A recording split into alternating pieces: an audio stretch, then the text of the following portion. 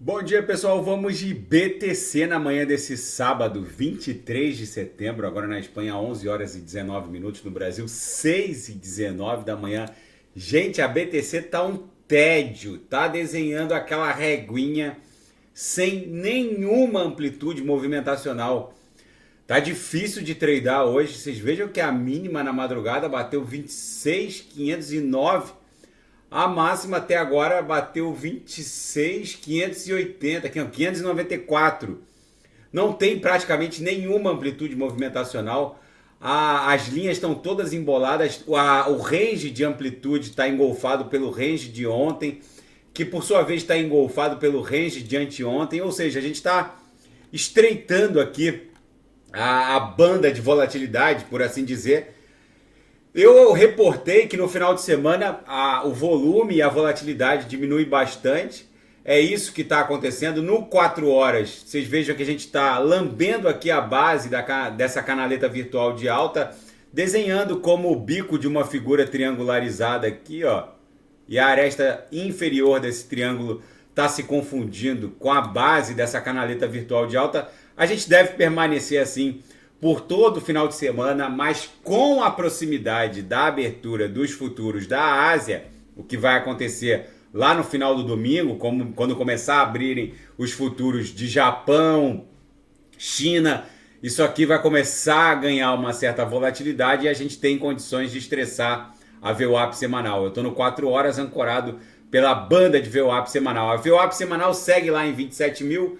No diário, esse cenário tedioso também se impõe, justamente porque a mediana do canal de Keltner serviu como o nosso mais poderoso suporte, mas a gente está numa pernada impulsiva aqui. Estressamos a base da nuvem na confluência com essa aresta superior, essa LTB, que faz às vezes da aresta superior da nossa grande cunha, bateu, não conseguiu furar numa primeira tentativa, na segunda já fica mais fácil avançar para dentro da nuvem. É isso que deve acontecer a partir da próxima semana. A gente tem que ficar de olho no gráfico semanal da Bitcoin, que vai concluir o primeiro candle comprador depois de 1, 2, 3, 4, 5, 6, 7, 8, 9 candles vendedores aqui no semanal, aqui no Heikin Nash.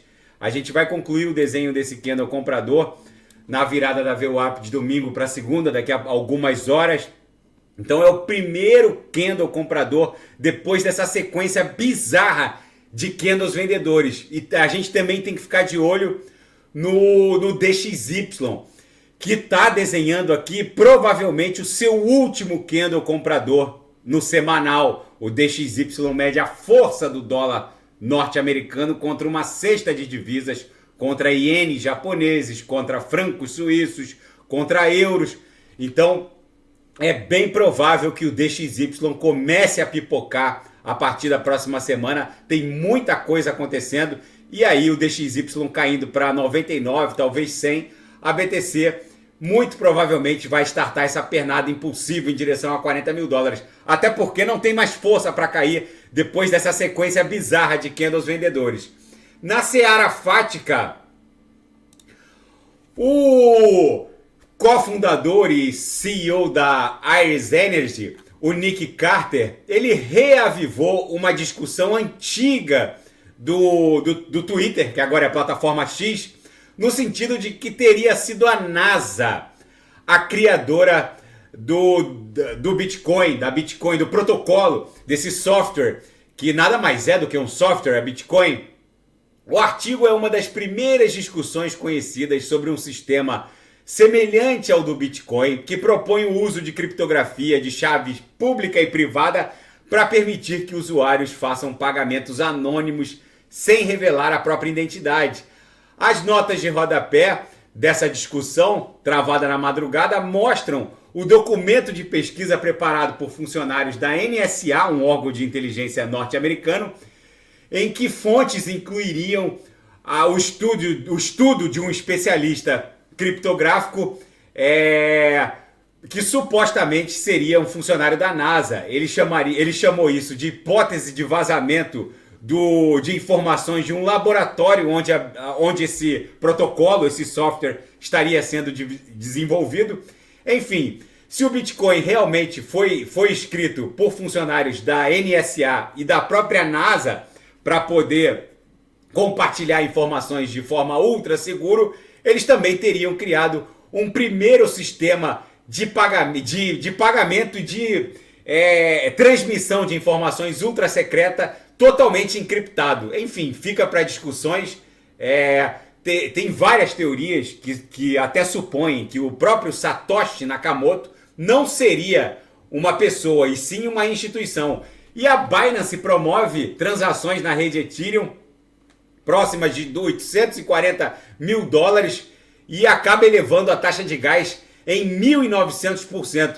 Gente, a Binance, ela raramente faz uso da rede Ethereum na rede principal, ela faz uso de rollups ou mesmo a Arbitrum ou a Optimism, mas quando ela faz uso da rede principal, ela acaba elevando o preço do gás. Eu estava olhando aqui no Gas Tracker, realmente o gás foi lá para as alturas. Chegou uma transação simples envolvendo NFTs ou token ERC20, chegou aí para o patamar de 529 dólares. Agora estabilizou. Vou dar um refresh aqui no Gas Tracker. Agora estabilizou. Uma transação simples está custando $1. Até o Vitalik Buterin entrou na discussão.